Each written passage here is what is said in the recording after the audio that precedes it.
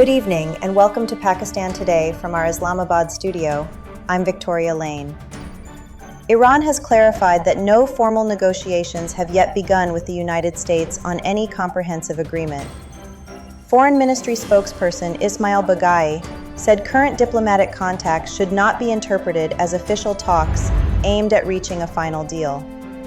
Speaking to state media, he emphasized that Tehran and Washington have not entered a stage of structured negotiations, particularly on the nuclear issue.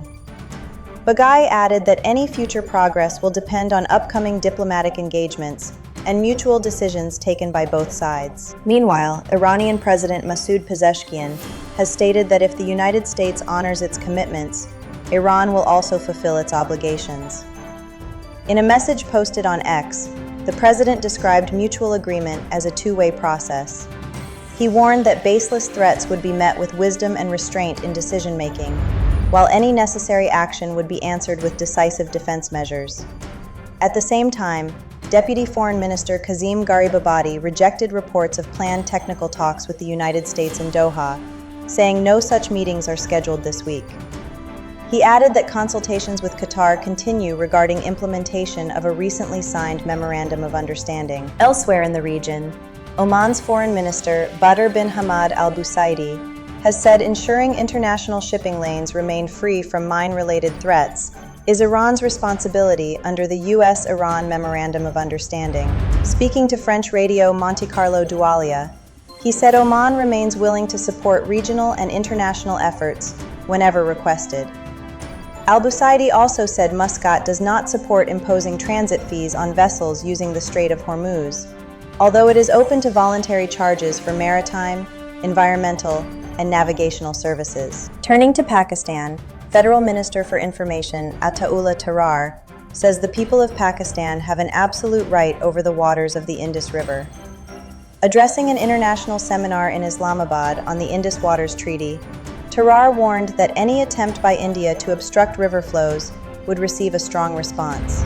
He stressed that water is not simply a natural resource for Pakistan, but a matter of national survival, describing the Indus River as the lifeline of the country's agriculture and economy. The minister reaffirmed Pakistan's commitment to the sanctity of the Indus Waters Treaty and said the use of water as a weapon threatens both regional and global stability. In Punjab, Chief Minister Maryam Nawaz has announced the relaunch of the e-bike scheme for young students through easy and interest-free installments. Under the initiative, 100,000 e-bikes will be distributed over the next year. The provincial government will provide a subsidy of 70,000 rupees for each bike, while students will make a down payment of 14,000 rupees, followed by monthly interest-free installments of 2,100 rupees.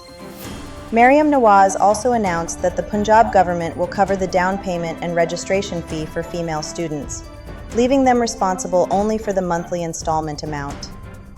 Government employees across Punjab will also be eligible for the scheme.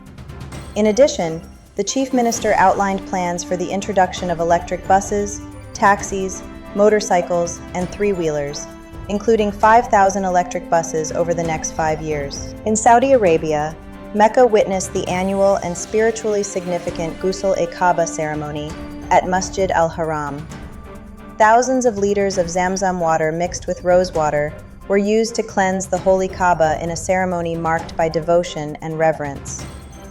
Representing the custodian of the two holy mosques, Mecca Governor Prince Saud bin Mishal participated in the ritual following Fajr prayers.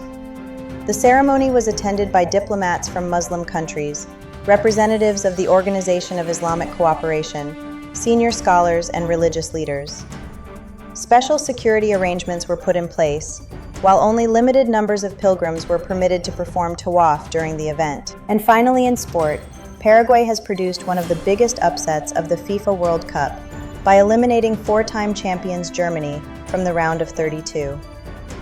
The match in Boston finished 1-1 after both regular and extra time, forcing a dramatic penalty shootout. Both teams converted 3 of their first 5 penalties before the contest moved into sudden death.